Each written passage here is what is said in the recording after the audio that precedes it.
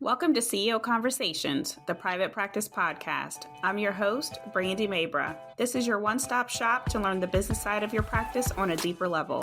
On this show, we empower you to own your CEO status to scale your practice for growth, sustainability, and profit. Listen in as we talk about how to market your practice to gain more visibility, hire, build, and engage your ride or die dream team, create streamlined operations, and make financial decisions as a CEO. It's time to show up as a confident leader to create a practice and life you love. Let's get started. Hello. Welcome to another episode of CEO Conversations. It's Brandy, and I am looking forward to this conversation. I'm going to keep it real. This one, I'm going to see how it goes. And I'm hoping that I'm going to be able to pull it together with some structure and give you some actionable steps to do within your practice, because I really try to strive for that. Make sure that you're set up for success and you're actually able to take some key action steps to go back to your practice, see some transformation, and you get what you need. So today's conversation, we are going to talk about the psychology of marketing and some systems that you need to put in place inside of your practice in order to keep money coming in the door. So one of the things that we've talked to inside of Private Practice CEO, and I've talked about this before, is that there is a psychology for how you need to market your services with your practice, right? And so one of the things I will say is when it comes to the marketing mindset, you should be excited to market your practice. Now there's the fear that can definitely happen, which I've talked about that in past ways. But there might be some fear, there might be some hesitancy to put yourself out there. However, if you are not excited to talk about your practice, nobody will be excited to talk about your practice. So some of the conversations that we've had inside of Private Practice CEO is around team and making sure that if you have somebody who is responsible for helping to fill your schedule or to schedule like consultations or to make sure that they are selling the services inside of your practice and your providers inside of your practice, they should be just as excited to talk about how your practice can help, right? And there's a psychology to it.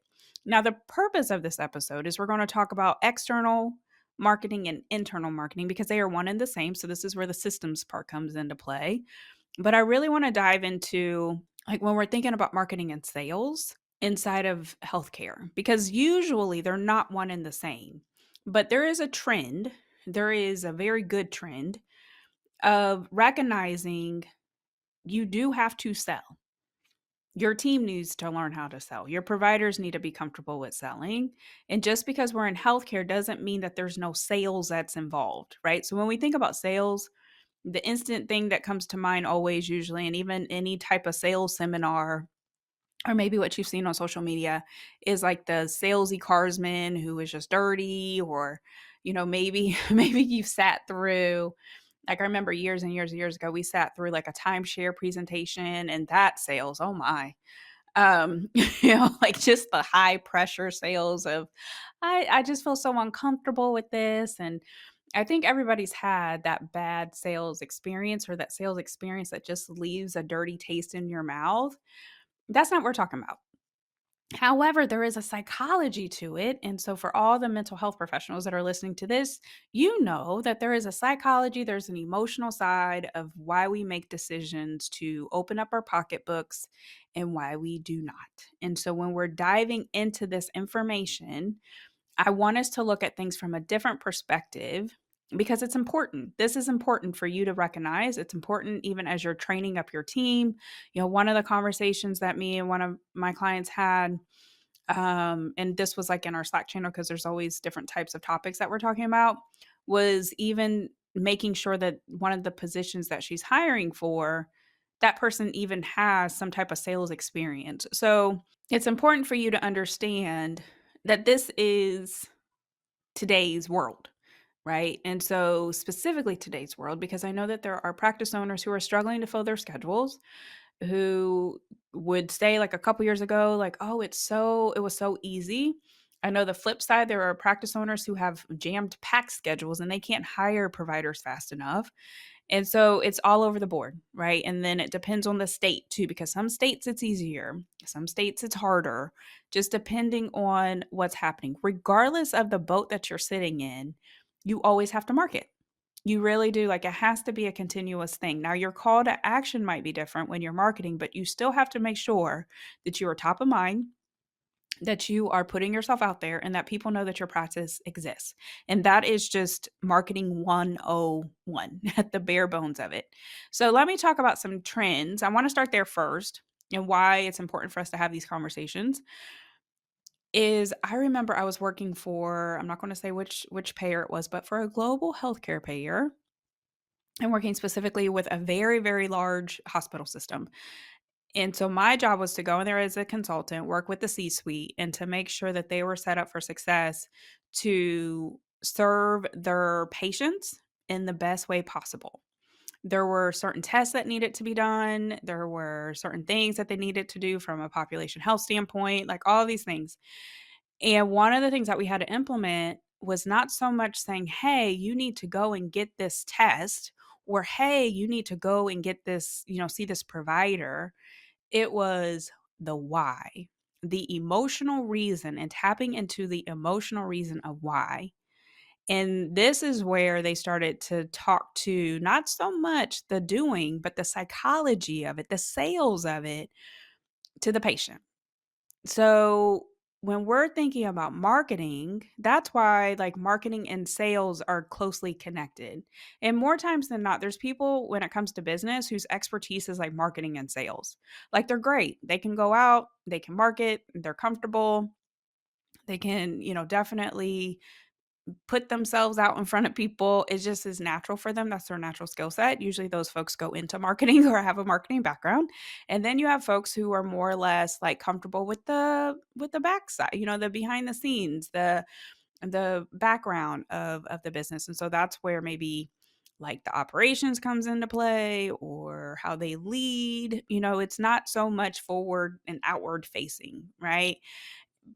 Regardless of what you're comfortable with when it comes to the business side of your practice, there's one thing that you need to pick up on is the psychology of it, right? And so going back to this example, the reason why it was so important to recognize the psychology and the emotional part of these decisions of the care for the patient is because it's important, right? So whenever you're selling or whenever you're trying to get people inside of your practice, recognizing what's the value? Like, why should they do it? Like, why should they schedule an appointment with you? Why should they see one of your providers? Why should they take the time to even get out their pocketbook, whether if they're paying with insurance, whether if they're paying with a credit card? It doesn't matter. Either way, they're having to make a buying decision. Either way, they're having to make a decision about their health and their well being. And there's a psychology to that. So, going back to what this hospital system implemented, they stopped saying, "Hey, we need for you to go get this X test," or "We need for you to go see this X provider." What they started to do was to tap into the emotional well-being. Let's think about your family. Let's think about your children. Let's think about your grandkids.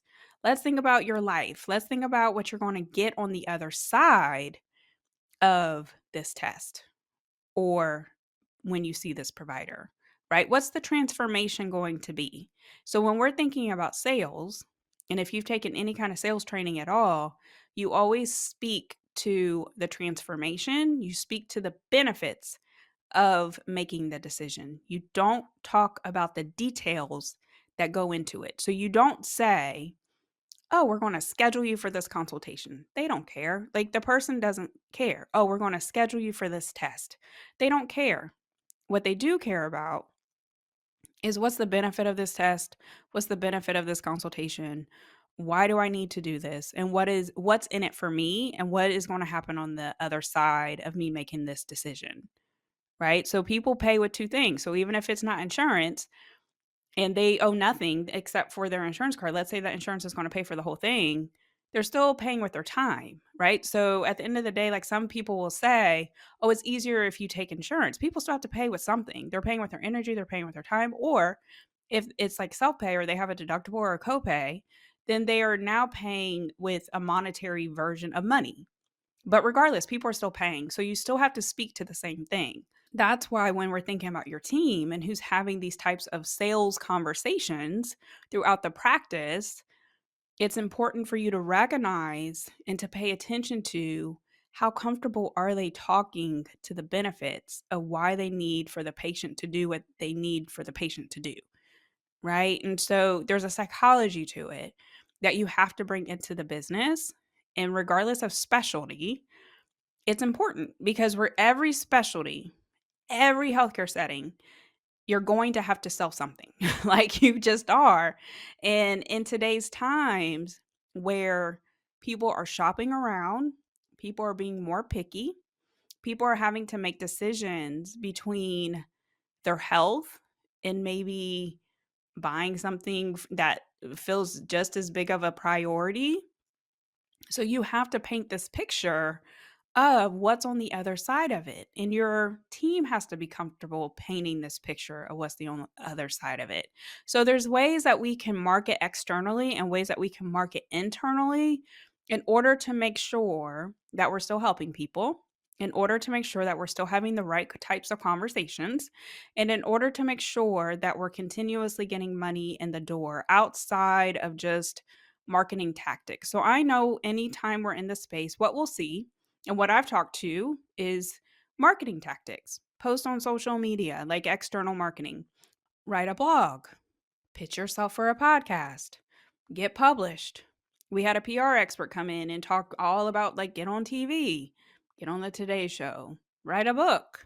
What else can we do to market ourselves? Um, Start a Facebook community, market that. Um, Let's see. What else? There's like so many ways, like posting, social media, blogs, speaking engagements, podcasts, events. So there's really only so many ways, activities that you can do to market yourself. The whole goal is to get more visibility. So outward facing, external marketing is pretty standard. A lot of what you're combating on the external side is mindset. What will happen if I put myself out there? What will happen if I post the reel? What will happen if I pitch myself and get on a podcast? What will happen if I have to speak on a stage? What will happen if I get published? Like those are the biggest things when it comes to marketing yourself. And so a lot of times when we're talking about marketing, we're literally trying to break down the mindset, right? But once you actually get past the mindset, the tactics, there aren't really change. There's not really too many different things that you can do in in order to get your practice out there. Oh, partnerships and collaborations. That's what I was trying to think of. That's another marketing tactic. So those are all marketing activities, right? So email newsletter. There's another one. Now it's coming. Email newsletter. That's another one that you can do. And so at the end of the day, those are all external things. Whenever you're doing these things, you still have to tap into, guess what?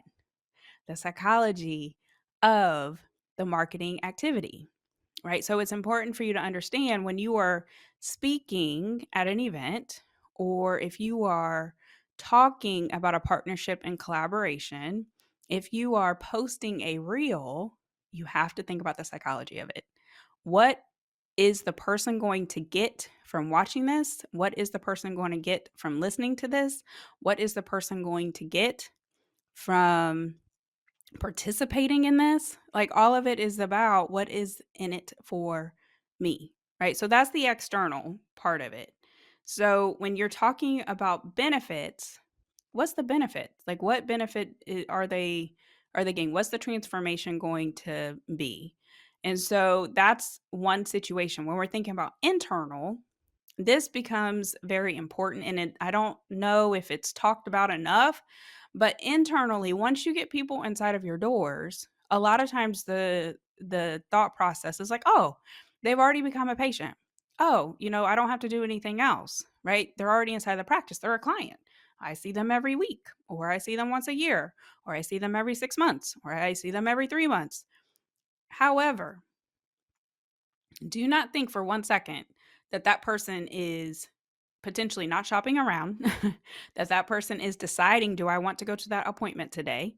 Or that person isn't thinking about, do I want to make a change? Right. And so part of the internal marketing process, and when we're thinking about the psychology, and this is where the team becomes important, is to recognize that you still have to continue to market to your internal folks, nurture your internal folks, but also if you have a practice where you're having to refer out or you're referring within, like I'm thinking about like multi-specialty or multidisciplinary, or if there's like certain packages that you need for that person to participate in as part of their care plan, if there's a book that you want them to read, if there's a diet that you want them to follow, if there's anything that you are wanting to get them to do, guess what?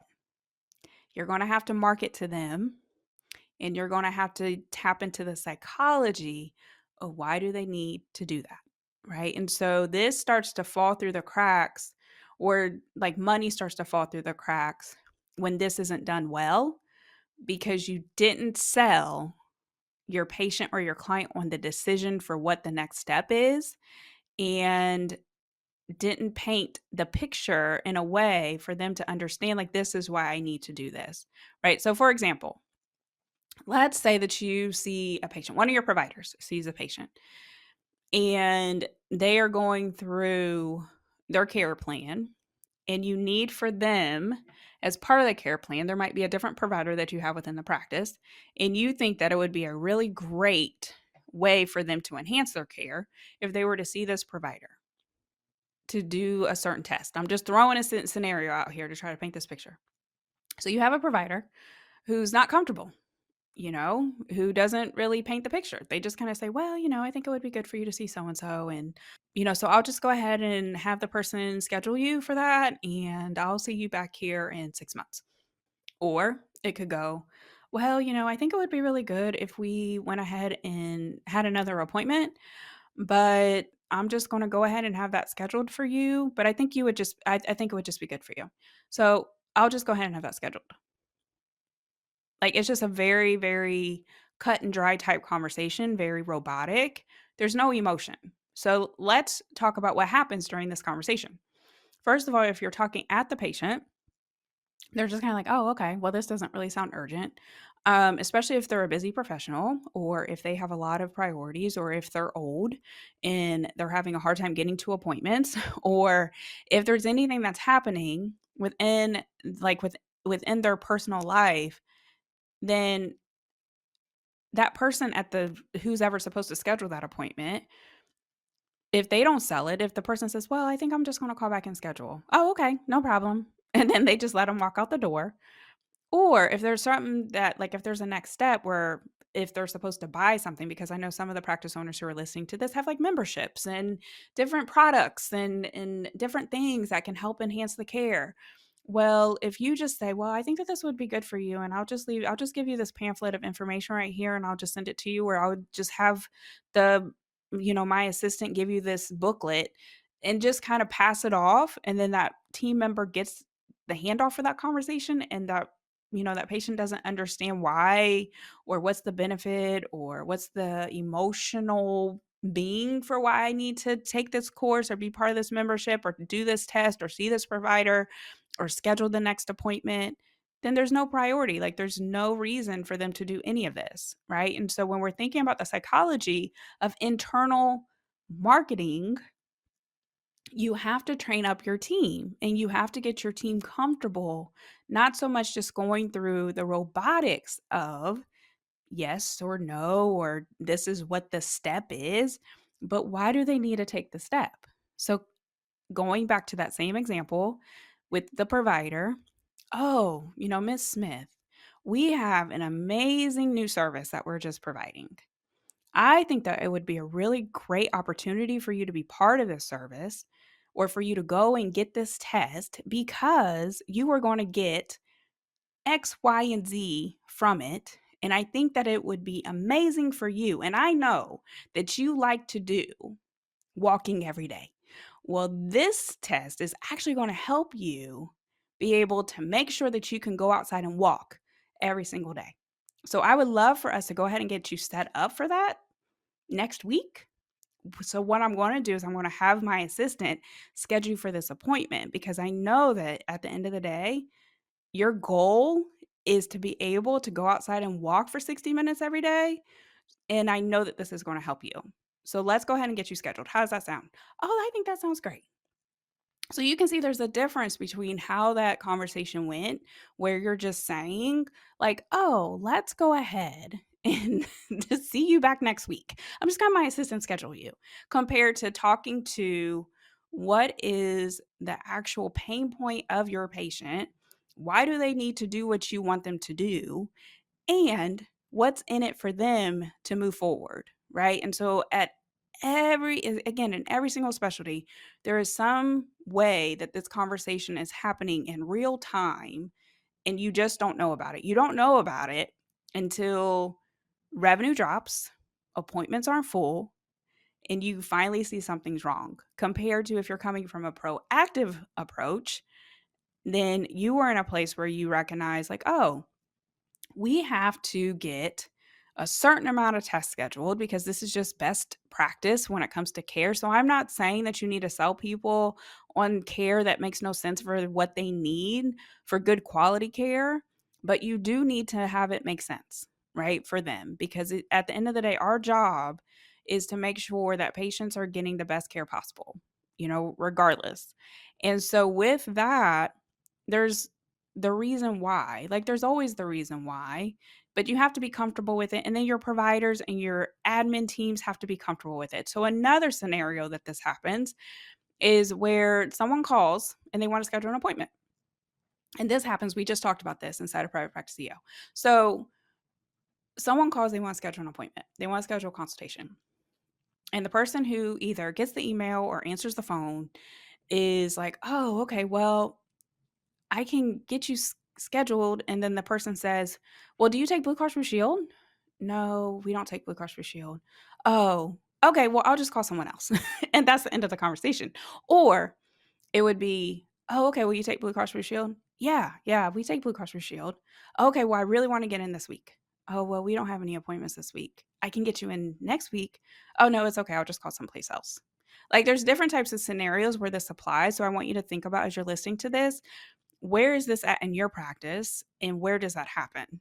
Right? Because these are the things we talked about bottlenecks last week, but these are the things that happen in practices every single day, multiple times a day where you are losing money and you don't even recognize it until you're like, man, we aren't making money or our schedules aren't full or no one's doing this test or no one's buying this course or the care that we're providing isn't as robust as what it could be because nobody's reading the book that I'm recommending or looking at the guide that I think is really great, right? And so at the end of the day, these are happening in little ways, big ways, medium ways that you have to pay attention to in order to make sure that the quality of care that you're providing is on point, that you are continuously making sure that you're converting at a high level, and that your patients and your clients understand why are they getting the care that they need and how are you providing that to them, right? And how is it connected to the goals that they have for their life, for their wellness, like all of this. It's so much of a deeper conversation when we're thinking about it.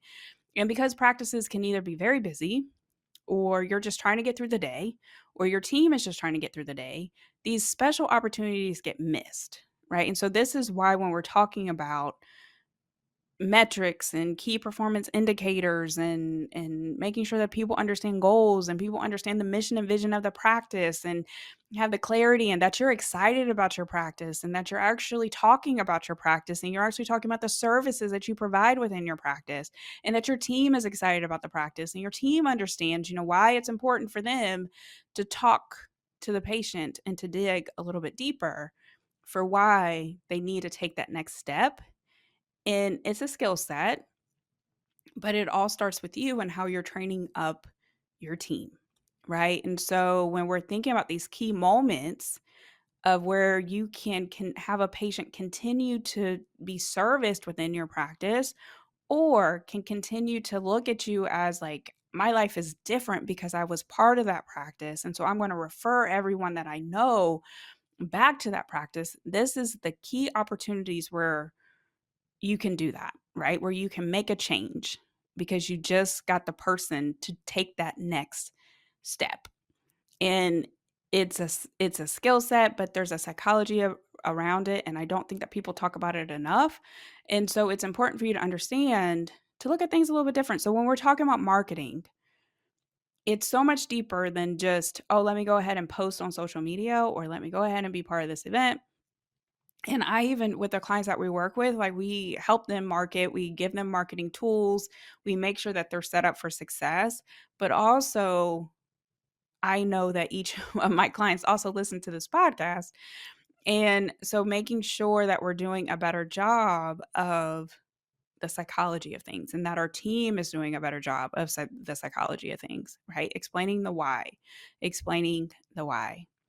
So those are some scenarios. So even going back to the consultation scenario or where someone's calling to schedule an appointment, pushing back. And so these are some of the conversations that we'll have with clients saying, like if the person who's answering the phone and the patient says, "Oh, okay, well, I don't have Blue Cross Blue Shield."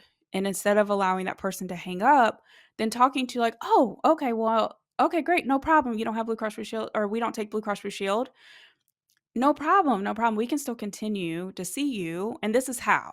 You know, our practice is has experience in whatever that pain point might be, and we are here to make sure that you're set up for success so we can help you to get this visit taken care of, whether if it's giving them their super bill or to helping them to make a buying decision, because remember they're still buying whether they're spending money or not. They're either buying something with their time or they're buying something with their actual credit card or cash, or doesn't matter. They're still buying. They're still making a buying decision. So if it's the mission and vision, this is how we serve our patients. This is what makes us different in the marketplace. Let me tell you, let me just go ahead and set you up. I would love to set you up with this provider. This provider is wonderful. This provider is fantastic. And here's why. I know you're going to love them. So let's just go ahead and get you set up, schedule an appointment. If there's nothing that's attached to that appointment, then letting them know, like, let's go ahead and let's go ahead and get you scheduled, and then you can make a decision from there, right? And so I know when I'm talking to this, there are certain practice owners that are amazing at this, and I know the ones who are, because they're like, oh, all the consultations have to come through me. But at the end of the day, if you're growing your practice and you're trying to get your practice to run without you, someone else needs to have this skill set. And so I feel very blessed because the team members that I've worked with and the practices that I've been part of, they have all been able to push and they have been trained up to talk up the providers or to talk to a booked schedule or to talk to if we're out of network or to say why we need to go ahead and schedule this appointment and what we can do and what will happen and how you'll be so happy that you went ahead and scheduled it, right? And so for the people who actually didn't end up on the schedule, it was a really, really great reason, and it wasn't some type of thing, well, they just said that they just couldn't schedule today and I just let them go.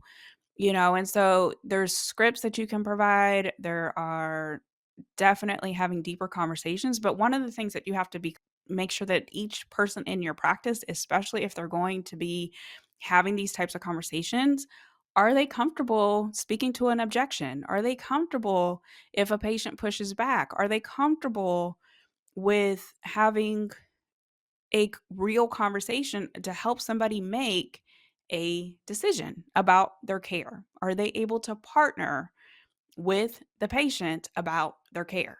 And that's truly what it comes down to, right? What is in it for them? What's the value? If you are having these types of conversations, how are you doing with this? So it's important for us to just think outside of the box and to think deeper when we're actually marketing internally and externally. So to put some structure around this and to help you with some action steps, then I want you to go back to your practice and think, how are we doing with getting our patients and our clients to take that next step? How am I doing? How are the admin team, how are they doing? How are the providers doing? Is there any opportunity for us to improve these types of conversations? Now, if you have a team, if you have multiple people who are answering the phone or scheduling or different types of providers who are providing different type of services, who might be having like the end of care conversations or let's go ahead and schedule for that next thing or let's refer you out, then you want to make sure that you're thinking about, do they need some type of training or some type of beefing up when it comes to having these kinds of conversations, right? And so that's the first thing is think about like, how's my practice doing? How's my team doing?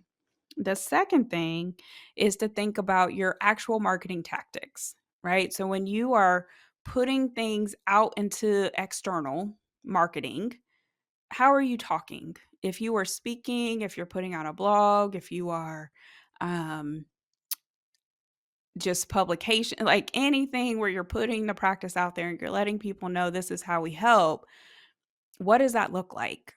Are you talking to the value of what you provide? Are you speaking to how you help, like the difference that your practice is providing? Or are you just talking at people? Like, here are 3 ways that you can live a more healthier life today. And then you go through all the information compared to here are 3 ways that you can live a healthier life today. And let me tell you what happens when you live a healthier life today, right? Like, what are the aspirations of the person? So, whenever you're putting out external marketing, that's the psychology of it. You want to make sure that those tactics and the systems that you're using to put those tactics out into the marketplace are actually serving you and you're not just doing work for the sake of doing work. Internally, you want to look at those key conversations that you're having in real time with your patients and your clients. And are you talking to the transformation and the value in using that sales psychology to get them to make that next step? And we're not talking about sleazy, we're talking about service and serving people. What does that look like? For tactics that are happening internally, how are you engaging your current panel, right? So are you using email newsletters? Are you sending guides? Are you maybe hosting like special events for people who are part of your practice? Like, what are you doing in order to keep folks engaged, both current, past? It doesn't matter because you just don't know the folks that they know. So, how are you doing that? That's where that marketing system internally comes in. Are you recalling people back to your practice? There's a term for this. I think it's called, like in the accounting world, like it's called old business. But are you recalling people back to your practice? You don't know what people are going through. One of the things that we do for our clients is always make sure, like, is there some type of recall system where you're calling people back? Like you're checking on people. How are you doing? Do you need to, if someone was supposed to schedule and they didn't schedule, are you calling them to get them back on the schedule? Are you checking in? Are you making sure that you're delighting them in some kind of way? So with that, that's internal marketing systems and making sure that you are comfortable. The other thing I want you to think about and to check is how's your mindset when it comes to all of this? Do you feel sleazy when you start to have these conversations? Are you comfortable pushing back with the objection? Because if you're not, then your team might be picking up on some of that same energy. So, that is the 3 steps that you or 3 action steps, I'll say, that you can take back to your practice in order to help you check things. Now, of course, when it comes to the marketing piece, marketing strategy, you need to make sure that that's happening. Marketing strategy, you have your marketing tactics within your marketing strategy. I believe that you should always be marketing online and offline. The pandemic taught everybody that. For everyone who was just doing all offline marketing, they had to learn online marketing real quick. And then for the folks who only do online marketing, you were at the mercy of the algorithms on a social media, maybe people who are busy online, all the things. And so when you're offline, healthcare is about relationships. So you're able to build relationships when you're marketing offline. And so that's the beautiful thing about healthcare, right? It's personal.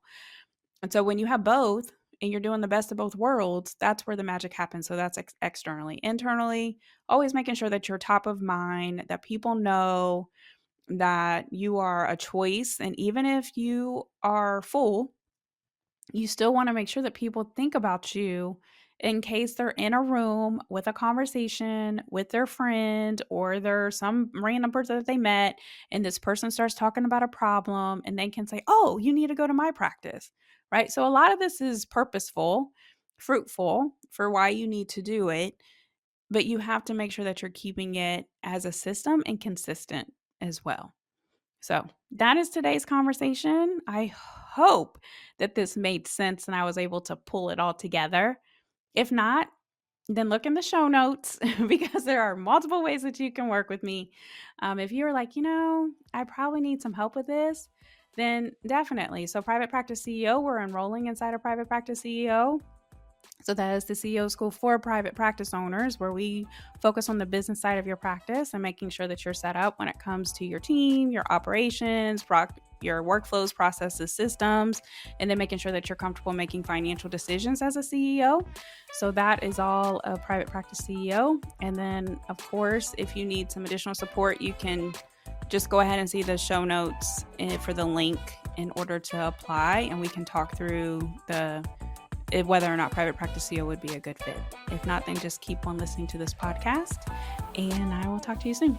Bye.